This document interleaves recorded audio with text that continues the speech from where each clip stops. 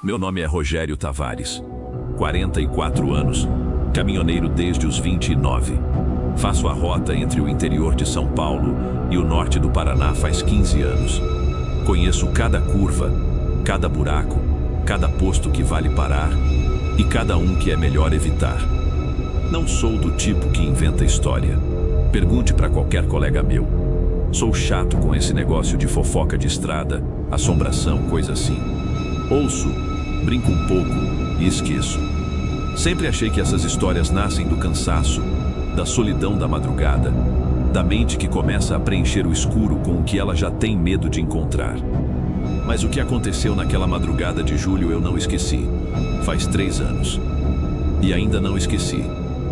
Naquela semana eu tinha feito 3 viagens em 5 dias. Segunda, quarta e agora essa de quinta para sexta. O Cláudio Baiano, que dividiria a rota comigo, tinha dado entrada no hospital com problema de vesícula.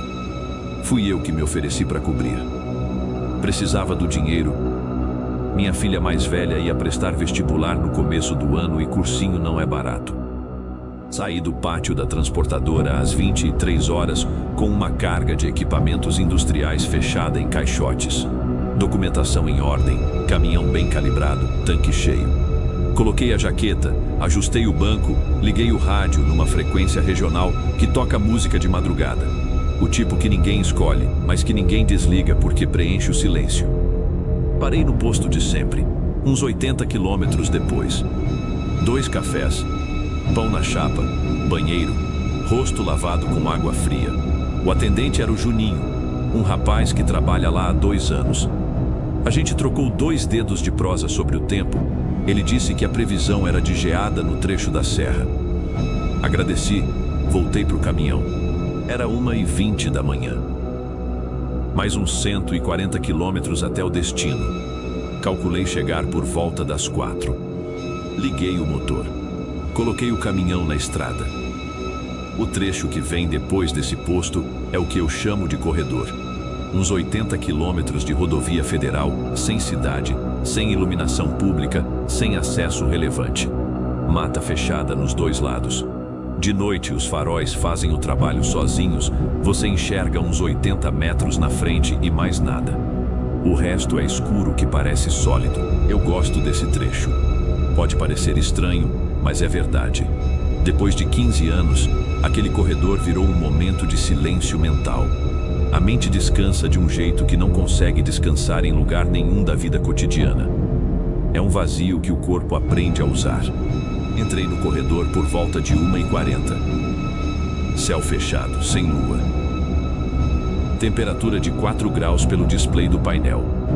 Liguei o aquecedor no mínimo só para tirar o frio da cabine. Estava no modo automático, atento o suficiente para reagir a qualquer coisa na pista, mas sem o gasto de energia de quem está com a mente acelerada. O rádio tocava uma música que eu não sabia o nome, mas que eu conhecia. Cantarolei uns compassos sem perceber. Foi quando o rádio cortou. Não foi corte de sinal. Era música, e no segundo seguinte era silêncio. Completo. Nem chiado, nem estática. O display continuava aceso, mostrando a frequência, mas nenhum som saía. Tentei outras frequências. Nada. Desliguei e liguei de novo. Silêncio. Arquivei como defeito mecânico e continuei. Mas o silêncio que ficou era diferente do que eu esperava. Os sons do caminhão continuavam. Motor, pneu no asfalto, vibração da lataria. Mas pareciam mais baixos do que deveriam. Como se alguém tivesse girado um botão de volume geral do ambiente. Percebi que tinha começado a cantarolar de novo mais alto, sem perceber. Parei. Fiquei em silêncio tentando entender o que estava diferente. Não entendi.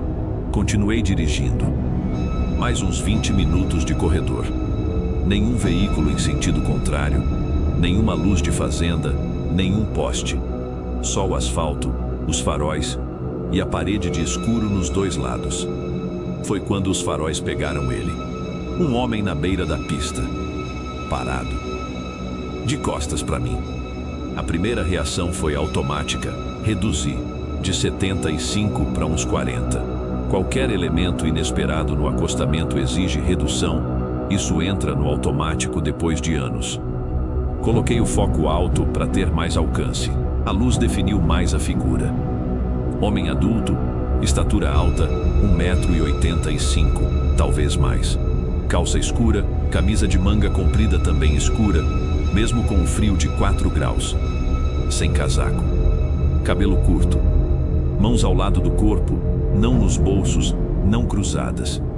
Simplesmente caídas, de costas, olhando para o interior da mata. Passei por ele a uns 30 km/h.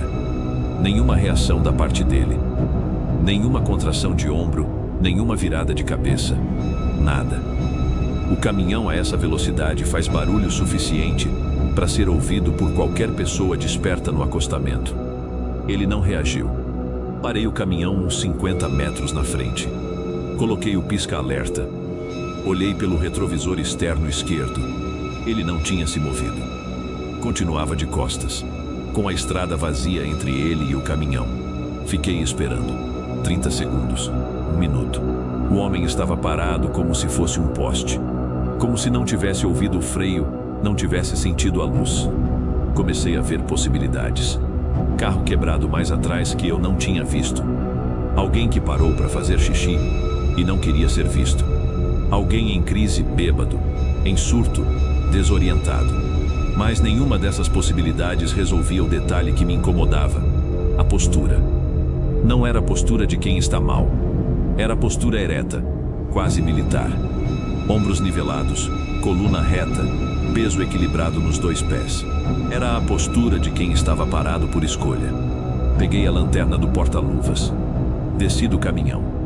O frio lá fora era cortante. 4 graus secos batem diferente. Senti o asfalto frio através da sola do tênis enquanto descia do estribo. O silêncio lá fora era ainda mais pesado do que na cabine. Nenhum grilo, nenhum vento nas folhas, nenhum som de animal. Mata de madrugada tem som sempre. Inseto, rã, coruja, alguma coisa. Comecei a andar em direção ao homem. Lanterna na mão, feixe apontado para o chão. Não quis apontar direto nele ainda. Ei, tudo bem? Nada. Continuei andando. 20 metros. Ô amigo, você tá bem? Precisa de ajuda? Nada. Nem o menor sinal de que minha voz tinha chegado até ele. E era impossível que não tivesse chegado. Numa estrada daquelas, a essa hora, minha voz carregava longe. Parei a uns 15 metros. Levantei a lanterna e apontei para o lado direito dele, pegando o perfil. O feixe pegou o rosto.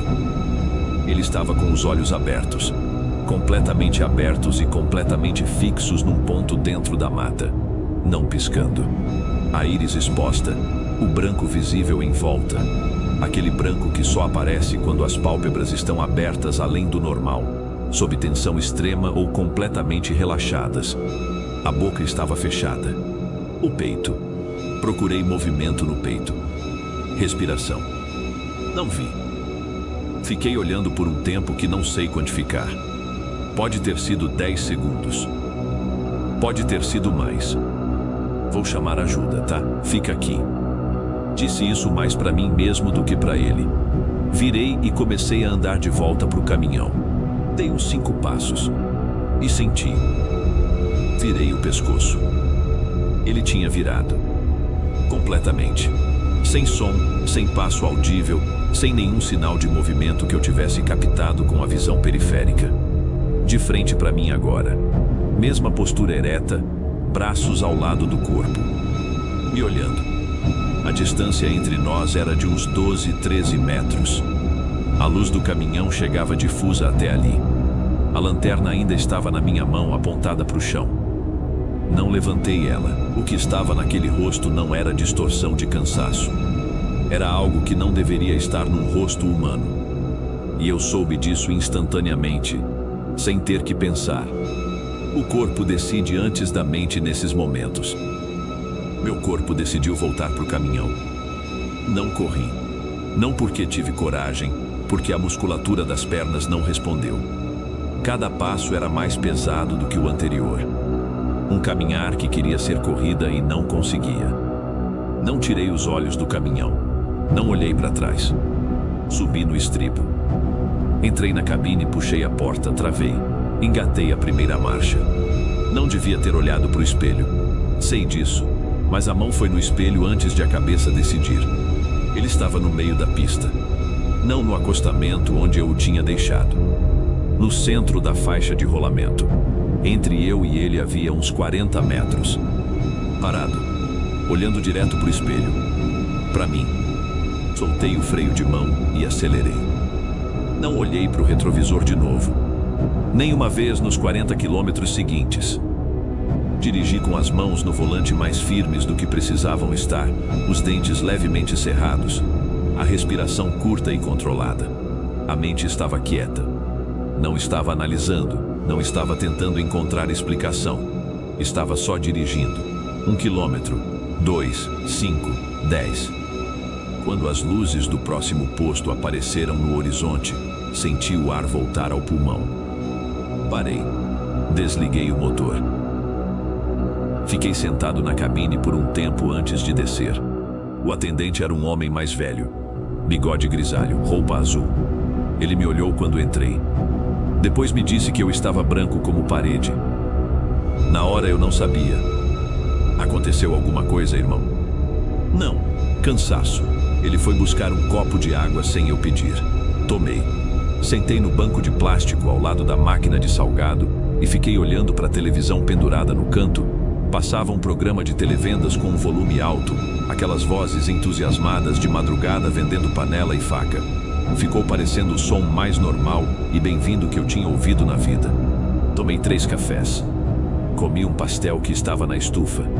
Não sentia fome, mas precisava de alguma coisa para fazer com as mãos. O atendente ficou me olhando de longe com aquela expressão de quem quer perguntar, mas sabe que não deve. Boa leitura da situação. Fiquei no posto até o céu começar a ter aquela luminosidade cinza que precede o amanhecer. Eram umas 5:30 quando levantei, agradeci e voltei para o caminhão. Na semana seguinte fui até a transportadora e pedi para mudar de rota. O supervisor perguntou o motivo. Disse que era questão pessoal. Ele foi razoável, me ofereceu um trajeto diferente, mais longo, mas com menos trecho noturno em estrada federal. Aceitei sem hesitar. Faz 3 anos agora. Não faço mais aquele trecho de madrugada. Faço o mesmo trajeto com saída de manhã. É menos eficiente, bate de frente com o trânsito, rende menos por viagem. Não me importo.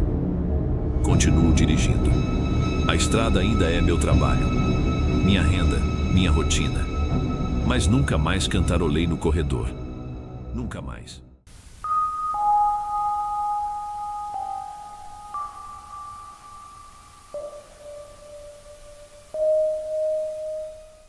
Me chamo Fernanda Leal.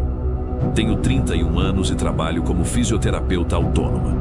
Atendo em 3 cidades diferentes, então passo boa parte da semana na estrada. Não nas rodovias federais de caminhão, mas nessas estaduais de interior que cortam Minas de um jeito que a maioria das pessoas que não é daqui não imagina. Essas estradas têm personalidade própria. Aprendi a gostar das duas, a bem cuidada e a cheia de remendo. Cresci no interior, filha de fazendeiro. Meu pai criava gado e plantava milho, e eu cresci ouvindo história de peão. Cobra que virou gente, boitatá, assombração de fazenda velha. Meu pai era do tipo que ouvia tudo com atenção e depois explicava cada coisa. Cobra grande era sucuri que os peões exageravam. Boitatá era gás de brejo aceso. Aprendi com ele a ouvir história sem descartar e sem engolir. A procurar a explicação antes de aceitar o inexplicável. Por isso esse relato me desconforta tanto, porque eu procurei, e a explicação não veio. Era a última sexta-feira de setembro. Eu e minha amiga Cris tínhamos ido a um casamento numa cidade a uns 120 quilômetros da minha. Casamento de dia, cerimônia ao ar livre num sítio com pomar e ribeirão. Aquela paz de interior que as pessoas da cidade pagam caro para simular num fim de semana. A Cris eu conheço desde a faculdade de fisioterapia. A gente tentou montar uma clínica em sociedade 3 anos depois de formadas. Não deu certo. A Cris não dirige de noite por conta de uma dificuldade de adaptação ao escuro que ela tem desde adolescente. Então eu fui motorista. Saímos por volta do meio-dia. Chegamos no sítio no começo da tarde. O casamento foi bonito, churrasco bom, pão de queijo feito na hora, aquele arroz carreteiro que alguém faz melhor que todo mundo. A Cris bebeu vinho desde a entrada até a sobremesa e dançou mais do que o joelho dela devia aguentar. Eu tomei um copo só, porque ia dirigir. Combinamos sair por volta das 10h30. Eu precisava atender às 7 da manhã seguinte. Uma paciente idosa de pós-operatório de quadril que tinha a agenda da semana montada em cima dos meus horários. Despedimos dos noivos, peguei a bolsa, coloquei a Cris no banco do passageiro. Ela dormiu antes de a gente sair do estacionamento. Coloquei o endereço da minha cidade no GPS e saí. Os primeiros 40 minutos foram sem incidente. A Cris dormia com a cabeça no vidro da janela. Eu fui no silêncio, não liguei o rádio. Preferi o silêncio para manter o foco. A lua estava visível por entre nuvens. As margens da estrada tinham capim alto, arbustos, alguns trechos de mata fechada. Estava pensando na agenda do dia seguinte, quando a luz do combustível acendeu. Não foi surpresa total. Eu sabia que o tanque estava perto do fim. Tinha calculado que daria para chegar, e esse cálculo estava errado. Acontece. Mexi no ombro da Cris. Cris, preciso de posto. Pesquisa para mim. Ela abriu os olhos desorientada. Pegou o celular. Tem um aqui. 4,3 quilômetros. Está marcado como aberto. Seguimos as indicações. A estrada estreitou, o asfalto ficou mais velho. Sem iluminação pública, sem sinalização. Tá me dando um negócio ruim esse lugar, a Cris disse, olhando pela janela. São 2 quilômetros, Cris. A gente abastece e vai embora. Ela não respondeu. O posto apareceu depois de uma curva suave. As luzes acesas eram a primeira coisa que dava para ver. Aquela iluminação fluorescente de posto antigo, levemente amarelada. Diferente do LED frio dos postos novos. Mais quente na tonalidade, mas de um jeito que não aquecia. Era pequeno. Cobertura de concreto baixa, 2 pilares laterais com cores desbotadas de uma distribuidora que eu não reconheci. As letras estavam ilegíveis. 2 bombas de combustível antigas, com visor analógico de litros que gira como velocímetro. Uma lojinha nos fundos, porta de vidro fechada, mas com luz interna acesa. Parei na frente da primeira bomba. Desliguei o motor, esperei. Ninguém saiu. Vou lá ver, a Cris disse. Espera, vou junto. As duas descemos.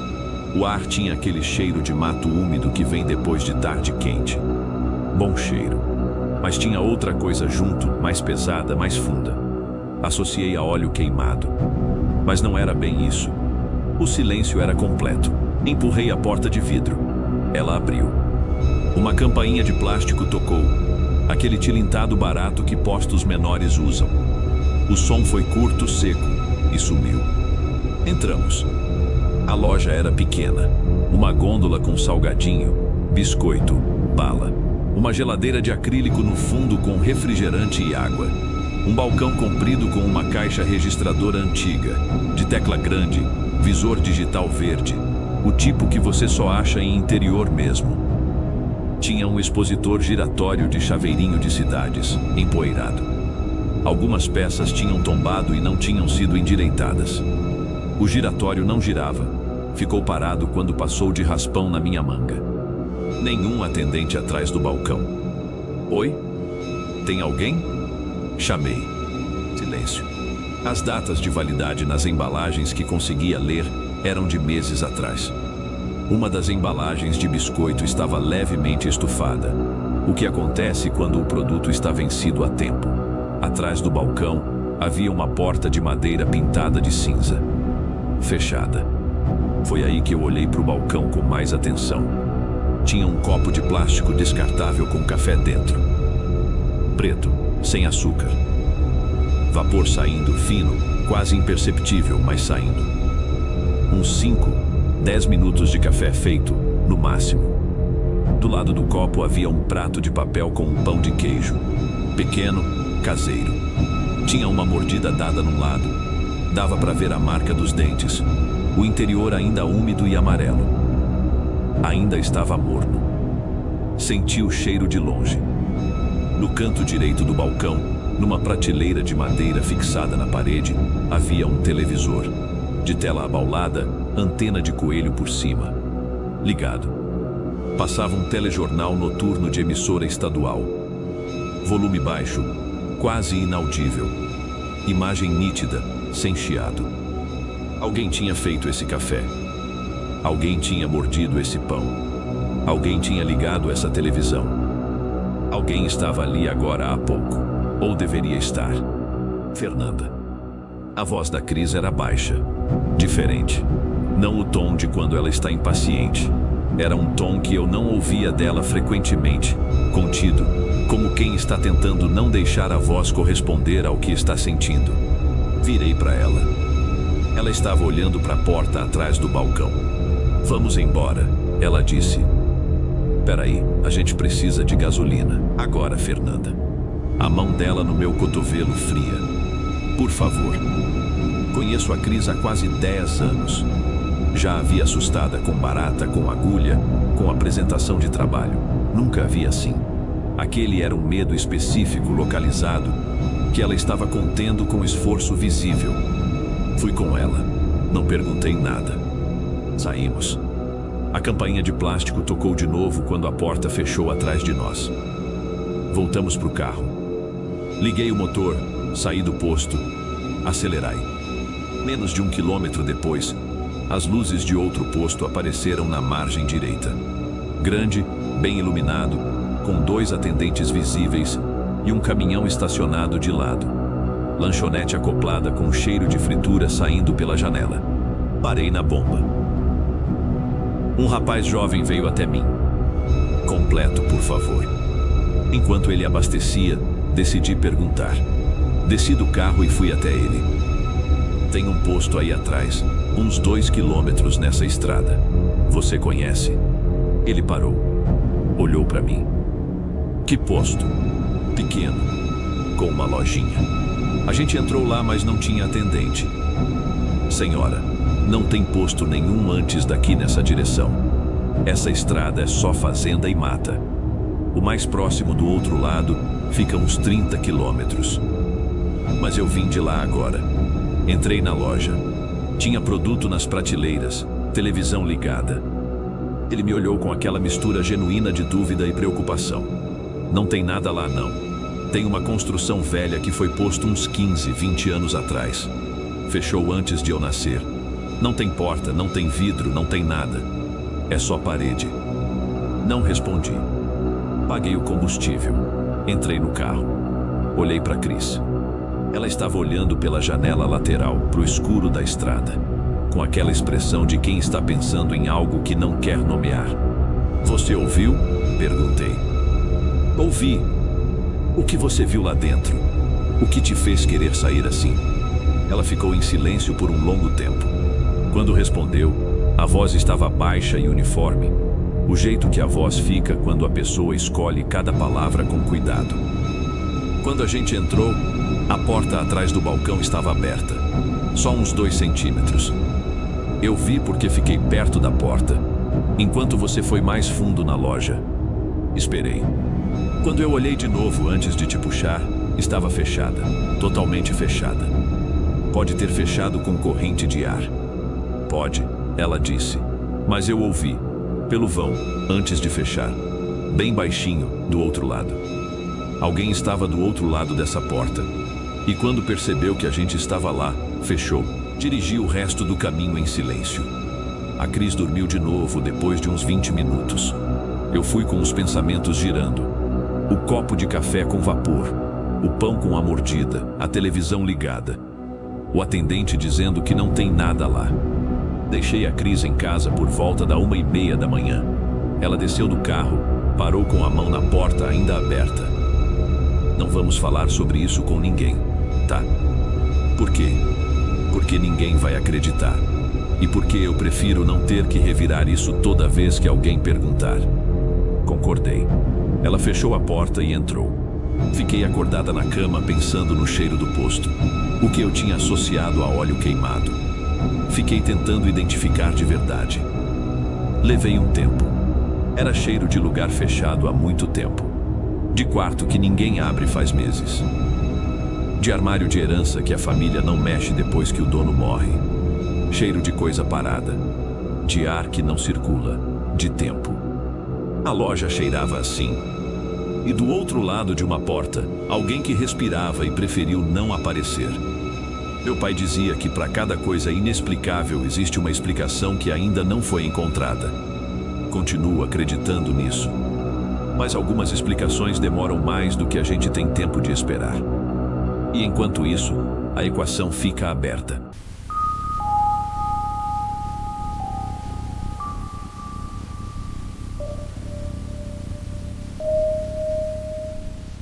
Meu nome é Daniel Mota, 37 anos. Engenheiro civil com especialização em infraestrutura rodoviária. Trabalho nisso há 12 anos. Já coordenei obras de duplicação, pavimentação, recuperação de trechos degradados em vários estados. Passo a vida analisando mapas, topografia, traçado de vias. Conheço estrada de um jeito que a maioria das pessoas não conhece. Não só como usuário, mas como quem entende por que uma curva está onde está, por que um trecho afunda depois de chuva forte, por que a inclinação de uma rampa exige que caminhões usem a faixa da direita. É uma leitura técnica do ambiente que vira automática depois de anos. Por isso o que vou contar é difícil de aceitar. Não porque eu seja descrente, sou engenheiro, não filósofo. E aprendi que há fenômenos para os quais a ciência ainda não tem modelo adequado. Mas porque o que aconteceu contradiz algo que eu sei operar muito bem, a leitura do espaço físico. E essa leitura falhou. Fevereiro do ano passado, estava coordenando uma obra de recuperação de pavimento no interior do Paraná, um trecho de rodovia estadual degradado por excesso de carga, drenagem lateral insuficiente e manutenção preventiva ausente por quase uma década. Eu tinha sido alocado para o projeto por conta de um impasse técnico que tinha travado o cronograma. A solução de drenagem entrava em conflito com um sistema de canais naturais que não tinha sido mapeado corretamente no levantamento inicial. Levei 3 semanas para resolver aquilo. Redesenho de projeto, negociação com o órgão ambiental, ajuste de orçamento. Trabalho denso. Durante essas semanas eu fazia o trajeto de carro toda semana, saía domingo à noite, chegava na segunda de manhã cedo.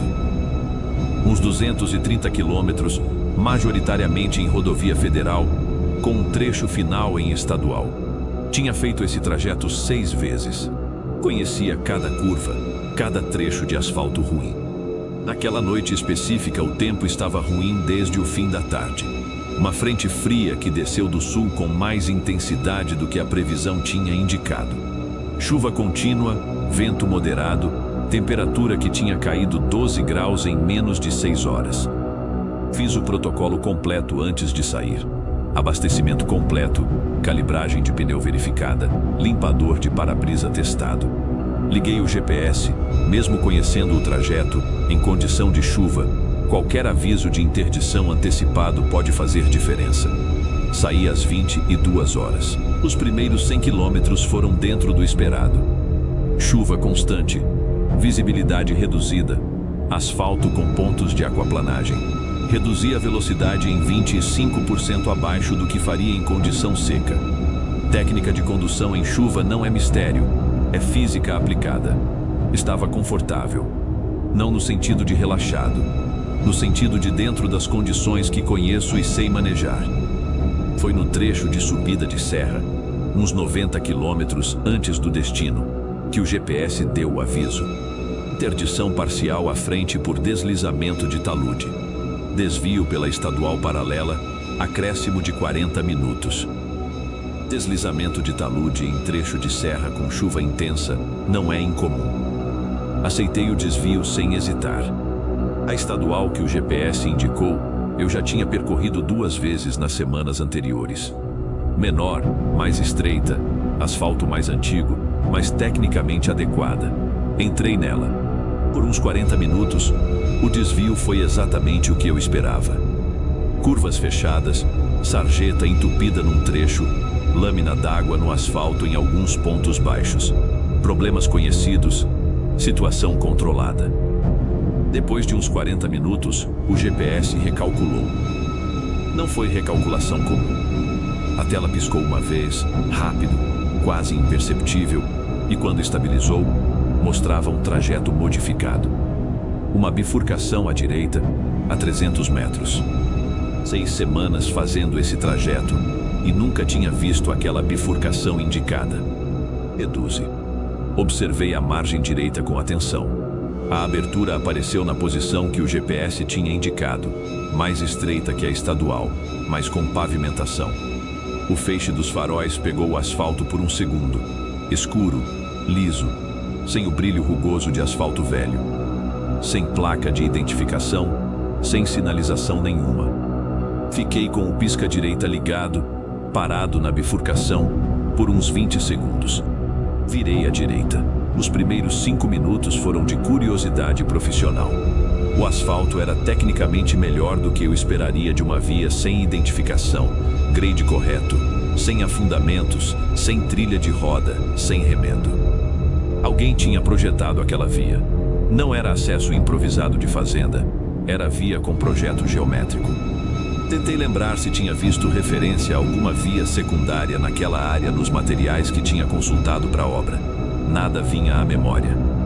A chuva foi diminuindo progressivamente. Via vai a algum lugar. Se vai a algum lugar, normalmente tem atividade humana no entorno. Aqui não tinha nada. Depois de uns 15 minutos, olhei para o celular no suporte do painel. 0 de sinal. Sem barra nenhuma. Não o sinal ruim de vale fechado. 0. O ícone cinza, sem nenhum tracinho de intensidade. O GPS congelado na última posição registrada antes da bifurcação. Um pontinho azul no meio de um trecho de rodovia estadual. Sem nenhuma via secundária visível no mapa ao redor. Parei o carro. Motor ligado, faróis acesos. A decisão racional era dar meia volta. GPS sem sinal, via desconhecida, madrugada, chuva. Nenhuma justificativa técnica para continuar. Continuei. Uma convicção tranquila e completamente irracional de que havia algo à frente que eu precisava ver. Mais uns 15 minutos. O asfalto continuava com a mesma qualidade, assustadoramente constante. Nenhuma marca de pneu fresco no asfalto molhado. Nenhum galho caído. Nenhum sinal de intervenção humana recente. E então a vegetação abriu. Tentei lembrar se tinha visto referência a alguma via secundária naquela área nos materiais que tinha consultado para a obra. Nada vinha à memória. A chuva foi diminuindo progressivamente. A mata nos 2 lados era densa, dócil fechado, subbosque escuro, nenhuma luz de fazenda ou habitação visível. Via vai a algum lugar. Se vai a algum lugar, normalmente tem atividade humana no entorno. Aqui não tinha nada. Depois de uns 15 minutos, olhei para o celular no suporte do painel. 0 de sinal. Sem barra nenhuma. Não o sinal ruim de vale fechado. 0. O ícone cinza, sem nenhum tracinho de intensidade. O GPS congelado na última posição registrada antes da bifurcação, um pontinho azul no meio de um trecho de rodovia estadual. Sem nenhuma via secundária visível no mapa ao redor. Parei o carro. Motor ligado, faróis acesos. A decisão racional era dar meia volta. GPS sem sinal, via desconhecida, madrugada, chuva. Nenhuma justificativa técnica para continuar. Continuei. Uma convicção tranquila e completamente irracional de que havia algo à frente que eu precisava ver. Como seguir uma instrução sem questionar, porque parecia lógica no momento. Mais uns 15 minutos. O asfalto continuava com a mesma qualidade, assustadoramente constante. Nem de repente. A estrada terminava numa área plana, circular, de uns 30 metros de diâmetro. Asfalto também, a mesma qualidade. Era uma área de retorno. Aquele alargamento técnico que se faz no fim de via sem saída para permitir que veículos longos manobrem.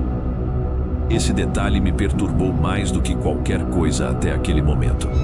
Não é algo que aparece por acaso. Para quê? Parei no centro da área. Desliguei os faróis para testar o escuro sem eles. Era absoluto. O tipo de escuro que só existe quando não há fonte de luz artificial em quilômetros ao redor. Religuei os faróis e vi a construção. No limite do alcance dos faróis, uns 35 metros. Uma estrutura baixa de alvenaria, comprida, desproporcional em relação à altura. O comprimento era de uns 20 metros, mas a altura não passava de 4. Reboco externo que tinha sido branco em algum momento, partes descascadas até o tijolo, partes com mofo escuro, partes ainda intactas mas manchadas de umidade. Sem janelas visíveis. Nenhuma abertura lateral. No centro da fachada havia uma abertura retangular, larga, uns 2,5 metros, 3 de largura. Alta o suficiente para um veículo de pequeno porte entrar. Sem batente, sem folha de porta, sem evidência de que alguma vez houve uma porta ali. Apenas a abertura. Escura, coloquei o carro em marcha ré. Não foi decisão consciente. Foi automático. O câmbio na ré, o pé saindo do freio, o carro começando a recuar. Não tirei os olhos da abertura escura enquanto recuava. Ela continuou igual, parada, absorvendo a luz. Quando o carro alinhou com a entrada da via, virei e comecei a voltar. Mais rápido do que devia para a pista molhada. A via de volta foi idêntica à de ida. Mesma qualidade de asfalto, mesma ausência de marcas, mesma mata fechada. Em nenhum momento encontrei outra bifurcação, nenhum acesso lateral. A via era reta e me devolveu para a estadual como se eu nunca tivesse saído. Na hora que o carro entrou na estadual, o sinal do celular voltou. 4 barras, instantaneamente, como se tivesse sido desligado e religado num botão. O GPS decongelou em 3 segundos e me colocou de volta na rota. Cheguei no canteiro com quase 3 horas de atraso. Dormi 3 horas na cabine antes de o turno começar. Nas 3 semanas seguintes, pesquisei sistematicamente. Tentei localizar a bifurcação fisicamente. Fiz o trajeto pela estadual 3 vezes em dias diferentes, em velocidade reduzida, nos 2 sentidos. Não encontrei abertura nenhuma na vegetação. A mata era contínua do início ao fim. Consultei um amigo do órgão ambiental estadual. Perguntei, sem dar contexto, se havia algum projeto de via aprovado naquela área nos últimos 5 anos. Ele verificou. Nada. Zona de preservação permanente. Qualquer intervenção exigiria licença de nível estadual. Não encontrei nada. Não contei para ninguém na empresa. Sou engenheiro. Tenho reputação técnica que levei 12 anos construindo. Contei para minha irmã, que é psicóloga.